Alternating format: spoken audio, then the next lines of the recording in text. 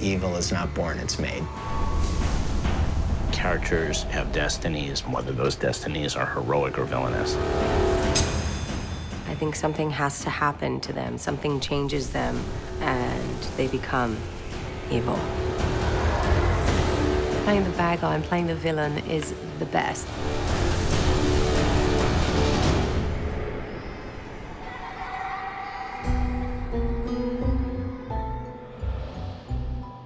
What defines a villain is someone who is longing to punish others for what they don't have.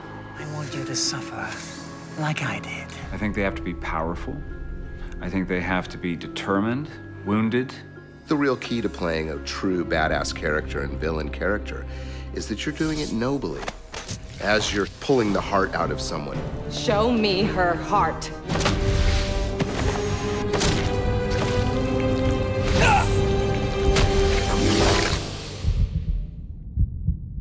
It can be someone that's very selfish and self-fulfilling, like they have their own agenda.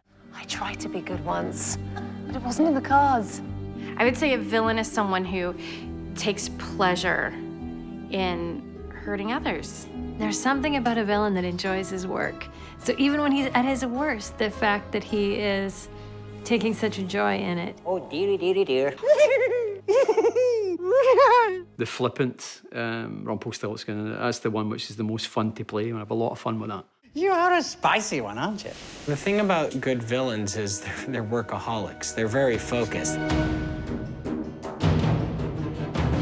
And they don't think they're villains. Villains know that other people think they're villains, and it drives them crazy. People call her the Evil Queen. She never called herself the Evil Queen.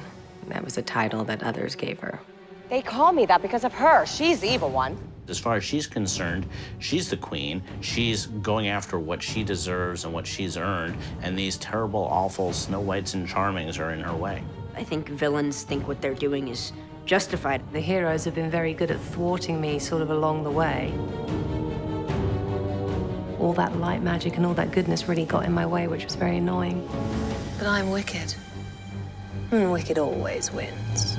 At times you really feel for the villains. They wish things were different, or that they could have chosen a different path, but unfortunately they didn't. A lot of these characters face choices that everybody in life faces, and it's what road do they take, the dark path or the light path? There is irony everywhere. Well, everyone has a choice, dear. Just make sure it's the right one. In every season, particularly with Rumple, we've gone further and further back in his backstory and kind of revealed the seed for his actions. And you really realize that a lot of the things that he did with Bay were things that had been done to him. I was never meant to be a father.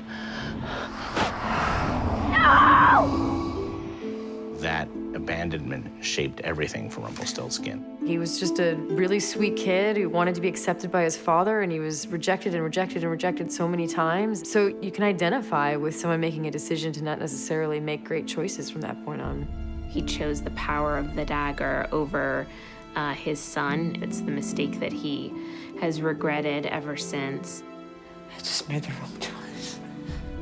He's ready to sacrifice himself to make sure everybody else can live. So that's the most heroic thing he's done. That is a story of redemption where you see a villain who made a lot of bad choices, but at the end, when it really counted, made the right one. The thing that heroes and villains have in common is that they just want to have a happy ending.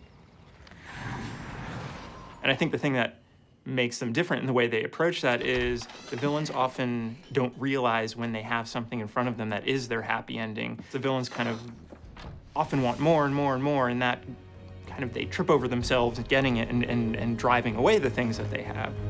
I will have my son, and I will have my vengeance. I will find a way to have everything. I don't think happy endings are just lying out there willy-nilly for people to go and stumble upon. You've got to earn your happy ending. I don't think it's just going to get given to you.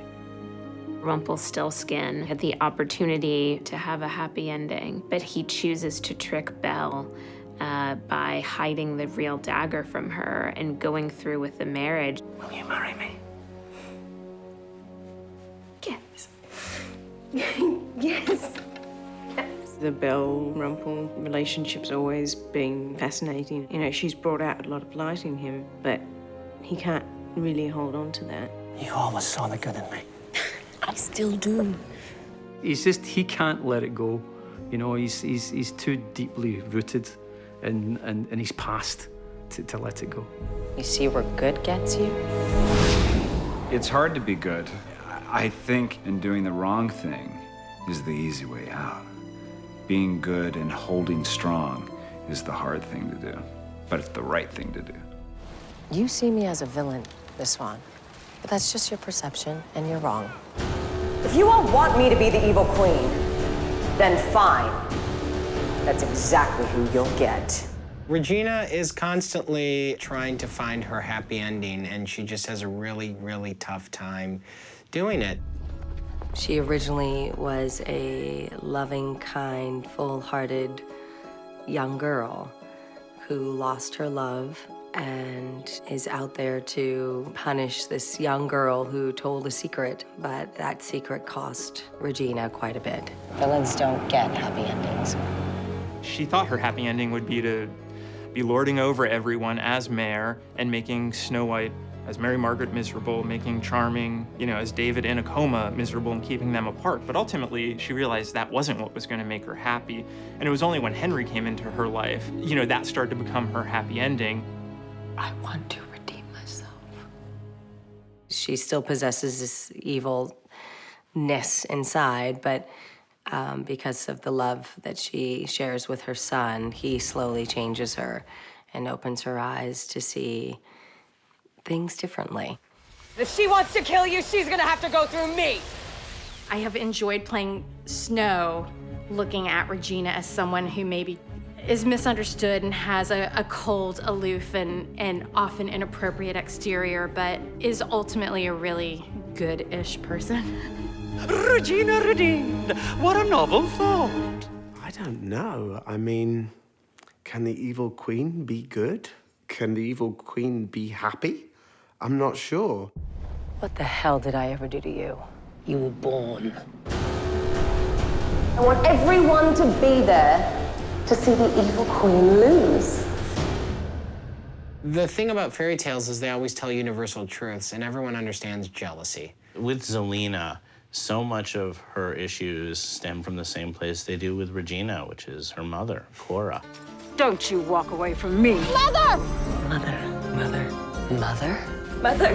My heartless mother. Mother. Mother. Mother! Love the idea of Regina always claiming that everyone has wronged her. What would happen if someone was jealous of her?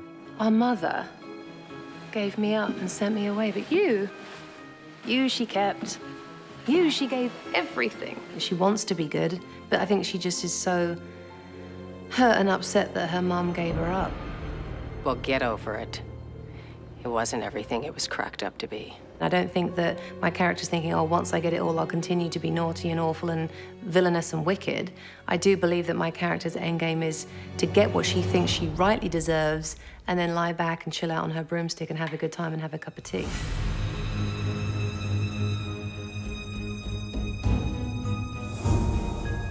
You put that pain and then that self-servingness and then the magic on top of it, that's what makes the Wicked Witch a villain. Our good guys have had terrible things happen in their past, too. Emma had a tragic childhood. But I think it's how you react to it that defines whether you're a hero or a villain. Do something good and people see it and then they want to help you. Obviously, she definitely had choices along the way where she probably could have been a villain. But in the end, she did continue to always try to make the right choice. Help me! Heroes and villains are both about fairness. They're both about justice. They use the same yardsticks, they just come up with different answers. We're all human. Well, sort of. If I didn't know any better, I'd say you were a pirate. Guilty. Startling, aren't I? Some people say striking. Hug became a product of the circumstances that surrounded him, and I guess a villain when he fell in love with Rumpelstiltskin's wife, Mila, and then Rumpelstiltskin rips out her heart in front of him. Starting out, he was definitely hell-bent on his revenge, his needs, his wants. But I think the first glint that we saw of him as a hero was when he turned his ship back around. What is that? I think he believed that he could begin to love again when he met Emma Swan. I thought you didn't care about anyone but yourself. Maybe I just needed reminding that I could. And I think that that's when he decided, okay, I should try and be good a little bit. At the end of the day, he is a hero. He just, I don't think, is super comfortable with admitting it to himself. Word on the waterways is Captain Hook had gone soft. The only thing soft will be your guts spilling on this deck. He's still a pirate, you know, but he's on his best behavior for the moment. Thank you, my lady.